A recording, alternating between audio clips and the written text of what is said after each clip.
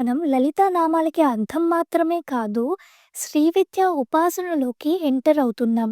So, శ్రీచక్రంలో వాగ్దేవతలు ఎక్కడ ఉంటారో చూద్దాం. శ్రీచక్రంలో బిందువు దగ్గర అమ్మ ఉంటుంది. అష్ట త్రికోణ చక్రం బిందువు నుండి లెక్క పెడితే మూడవది. త్రైలోక్య మోహన చక్రం అనే చతురాస్రం నుండి లెక్క పెడితే ఏడవది ఈ ఆవరణ.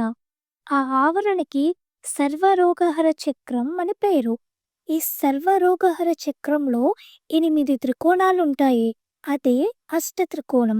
ఆ 8 త్రికోణాల దగ్గర ఉండే దేవతలే వసిని, కామేశ్వరి, మోదిని, విమలే, అరుణే, జయిని, సర్వేశ్వరి, కౌలిని దేవతలు.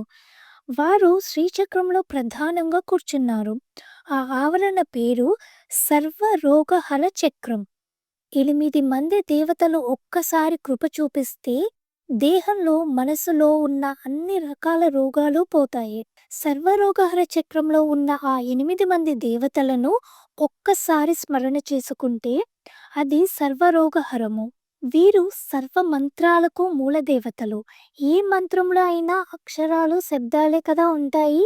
అన్ని అక్షరాలకి, అన్ని శబ్దాలకి వీరే దేవతలైనప్పుడు వీరే సర్వ మంత్రాధి దేవతలు. అందుకని వీరిని ప్రత్యేకించి పిలిచి అమ్మవారు లలితా సహస్రనామాన్ని రాయమని ఆజ్ఞాపించారు.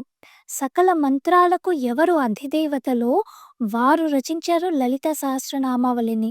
మంత్రమయం లలితా సహస్రం.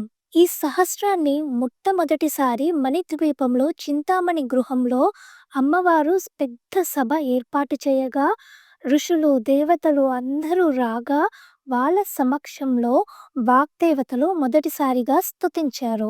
వాగ్దేవతలు పఠించిన తరువాత తల్లి ఇలా అంది: ఇది నాకు అత్యంత ప్రీతిపాత్రమైన స్తోత్రం సుమా. నా ఆజ్ఞను అనుసరించి వాగ్దేవతలు ఈ స్తోత్రం చేశారు. మీరందరూ కూడా శ్రద్ధతో విన్నారు కదా. నా భక్తులైన వారు నేను ప్రీతి చెందాలని ఈ స్తోత్రాన్ని భక్తితో ఒక్కసారి పఠించినా నేను సంతోషిస్తాను. నన్ను అర్చించినా, అర్చించకపోయినా, నా మంత్రం జపించినా, జపించకపోయినా భక్తితో ఈ నామశాస్త్రం చదివితే నేను ప్రీతి చెందుతాను. చదివిన వారి కోరికలు అన్నీ తీరుస్తాను. ఇందులో సందేహం లేదు అని అమ్మవారు స్వయంగా చెప్పారు. ఆ రోజు మొదలు అమ్మవారు సభలో ఆజ్ఞాపించిన తరువాత బ్రహ్మ, విష్ణు, మహేశ్వరులు, ఇతర శక్తులు, శ్యామల, వారాహి దేవతలు, ఇంద్రాది దేవతలు వీరందరూ కూడా ఆనాటి నుండి లలిత సహస్రనామ స్తోత్ర పారాయణం చేస్తూనే ఉన్నారు.